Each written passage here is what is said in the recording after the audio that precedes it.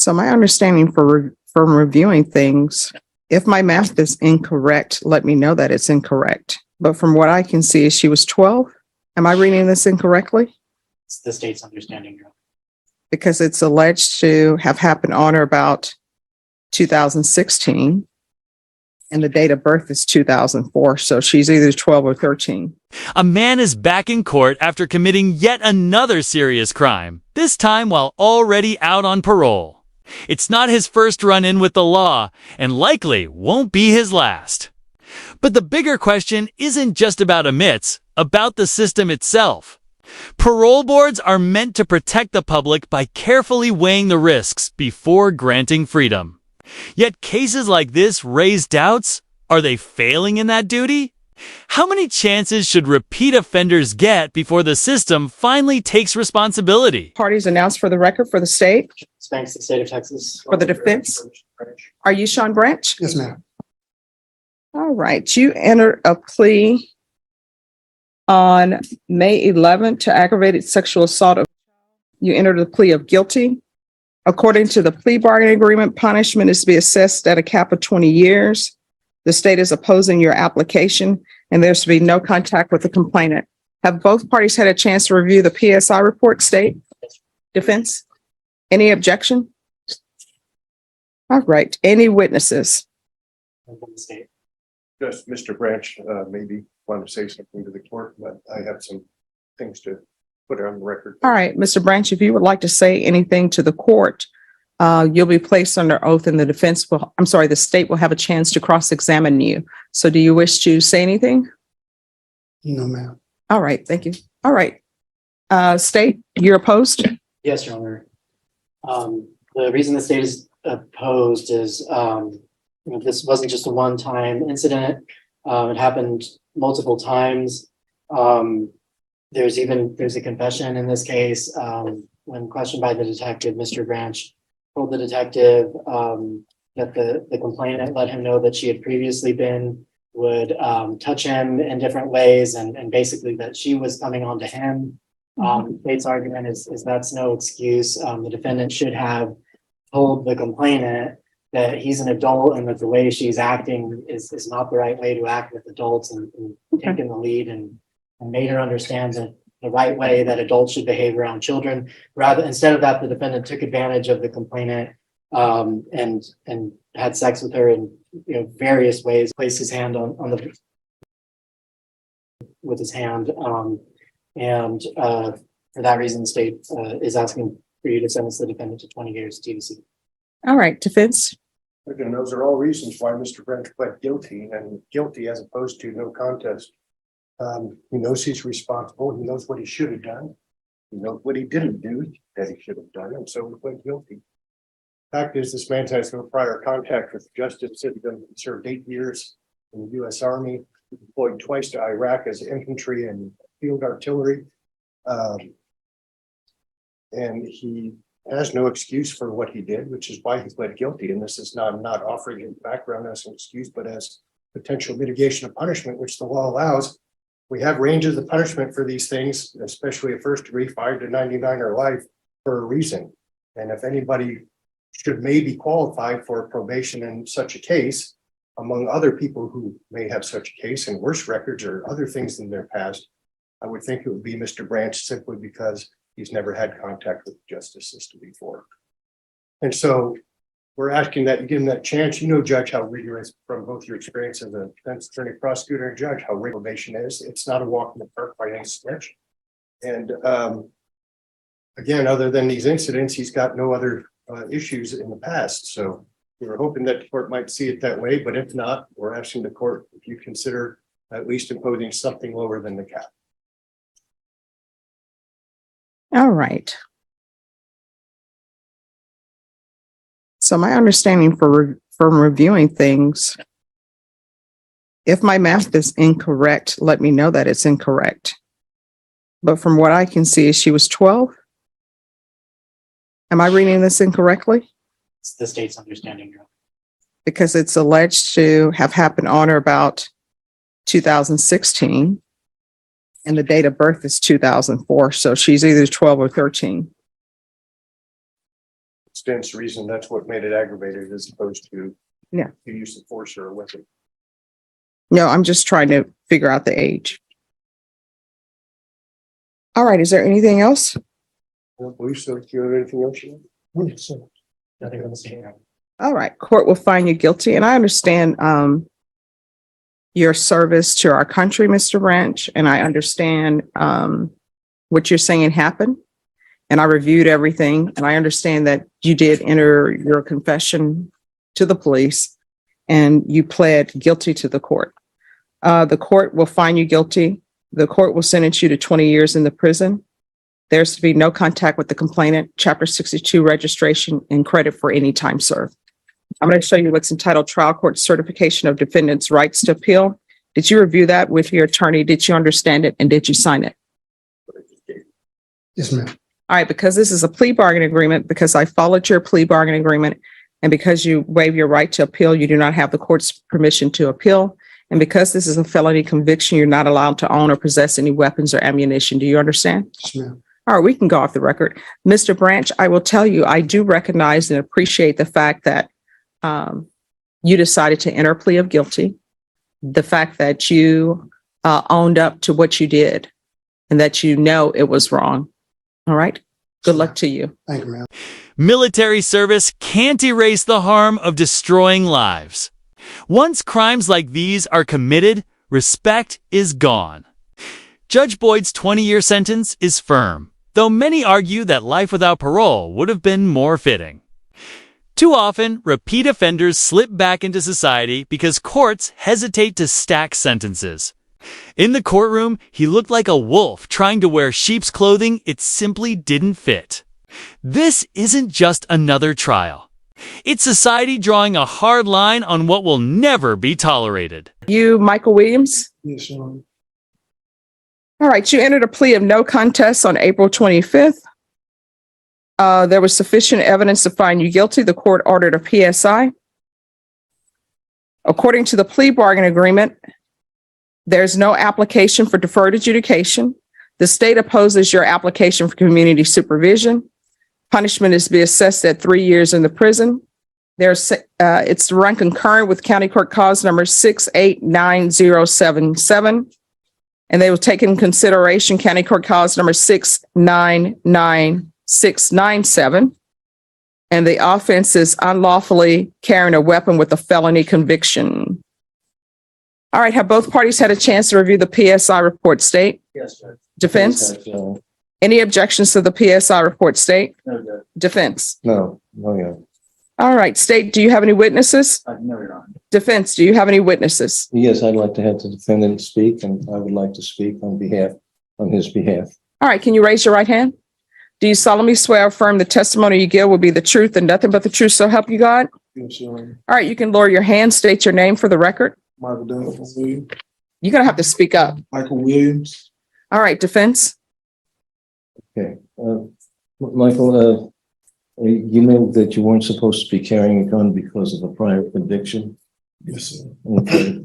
And what actually happened? You were on your way home from somewhere? I was on my way home from my aunt's house and I ran into a female friend of mine. It was New Year. Were you walking from your mother's house or from your aunt's house? Yes, sir. Okay.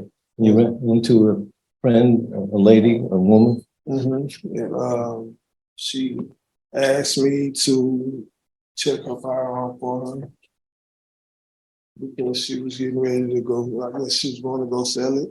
She's going to what? I guess she was going to go sell her firearm and she didn't know if it worked or not. Okay. So I checked it for her. So was it loaded already? Yes. Okay. So how did you check it then? I shot it in the air. You what? I shot it. Shot it in the air. Okay. And that was the basis for your arrest?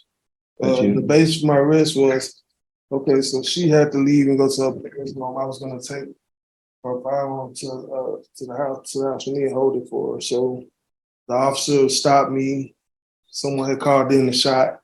The officer stopped me and told me he got a call. And he got me with unlawful carry. What do you mean that the police had got a call about somebody firing a firearm? Yes, sir. Okay. And so he stopped you and you had the gun on you still? Yes, sir. From the lady that you had met? Yes, sir. Friend? Okay. All right, so you had you were gonna hold it for her? Yes, sir. Until she Okay. got All back right, to me. all right. Yeah, I'd like you to consider this and from the fact that there wasn't that much malice in his carrying this, it was something that he hadn't expected. Oh, just 1 second. State, do you have any questions? Let's see, okay, all right. State, any questions? Yes, sir, is it true that you were on probation for burglary of a vehicle second in this file?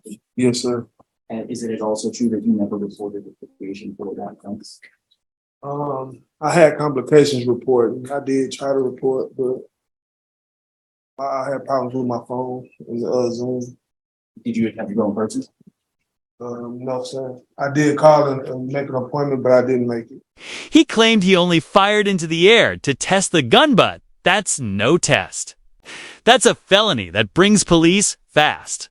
Under federal law, a single trigger pull can add years behind bars.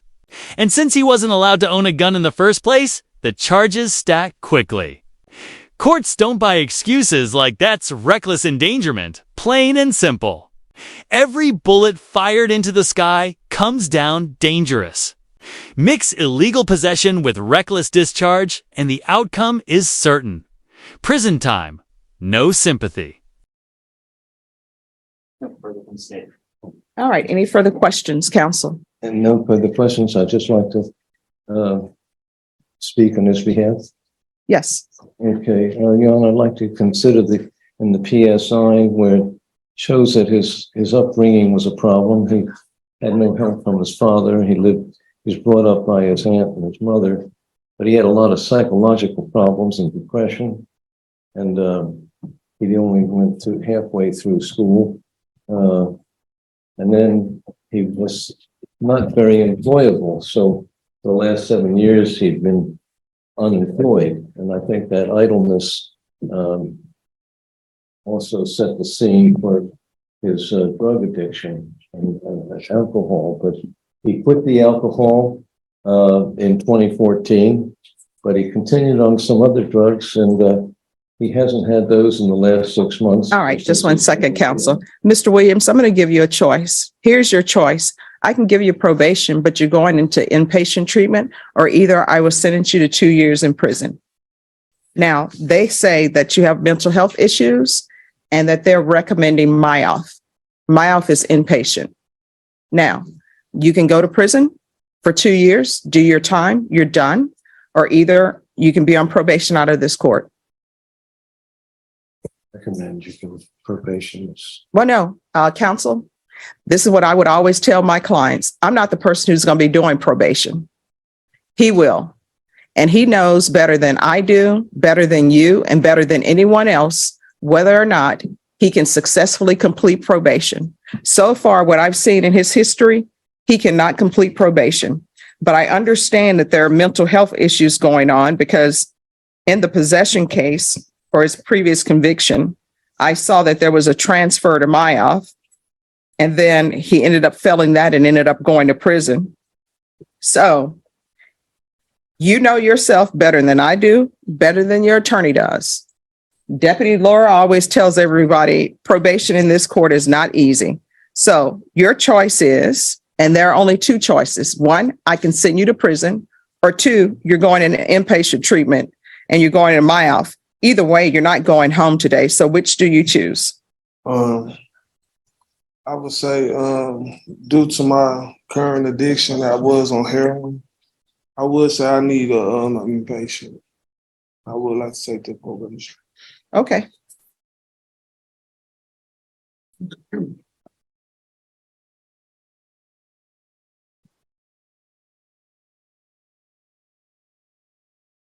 All right, the court is going to sentence you to 3 years in the prison, suspended and probated for 8 years. There's to be regular reporting by Zoom or in person. The UA hotline. We can do a referral to felony drug court. That will be in custody. If he's not accepted in custody, I see here that they're recommending MIOF. That's what they have in there, that he's eligible for MIOF. So if not felony drug court, then MIOF. And then if MIOF is not going to, if felony drug court doesn't accept him and MIOF doesn't accept him, then we'll do SAFE-P. Proof of employment or SSI within 45 days of release. There's to be no employment as a home health care provider or with minors. Field visits one time per month until further notice. 200 hours of community service restitution. Do you have any children? Yes, ma'am. What are their ages? 14, 13, and 11. Are you in their life at all? Not at this time. That's either yes or no. Have you been an upstanding father in their life, someone they can look up to? I have, not How? recently, but I have. All right, there's going to be parenting classes. This to run concurrent with County Court Cause number 689077. Taking consideration 699697. And then there will be the UA hotline. Counsel, you're hitting the microphone. Oh, I'm sorry. The UA hotline until further notice. Probation, is there anything else he needs? Is there anything else you need from me to be successful? I'm sorry? No, ma'am. All right, and so the MIOF, the felony drug court, and SAFE-P, that's to be done in custody. John, I think he's going to need a lot of help with getting employment. He hasn't had any, and he has his psychological problems as well. So When's the last time you had employment? 2008. All right, so you haven't really been supporting your children. All right, and with regards to employment, there's to be no employment as a home health care provider or with minors. If you are planning to be in your children's life and be someone they can be proud of, you're going to have to do better. If you're not going to be in their life on a permanent basis and just breeze in and breeze out, then you need not be around them. You understand? Showing you what's entitled Trial Court Certification of Defendant's Rights to Appeal. Mr. Alexander, did you pass that to him? Did you sign that? Did you review that with your attorney and did you understand it? Yes, Your Honor. Because this is a plea bargain agreement, because I followed your plea bargain agreement, and because you waived your right to appeal, you do not have the court's permission to appeal. Do you understand? Yes, sir. Because this is a felony conviction, you're not allowed to own or possess any weapons or ammunition. If you have a question over what a weapon or ammunition is, you'll need to speak to an attorney. Do you understand? Yes, Your Honor. All right. Good luck to you. All right, thank you. You're welcome. His lawyer pointed to a rough past and depression, but none of that excuses firing an illegal gun while high. Court is about accountability, and his record speaks for itself. No steady work since 2008. No support for his kids, and a trail of bad choices. Judge Boyd offered him a choice: prison or probation. He chose probation. But that's not mercy, it's a gamble. One slip, and he'll face even more time than the original sentence. Leniency here isn't freedom. It's a loaded trap.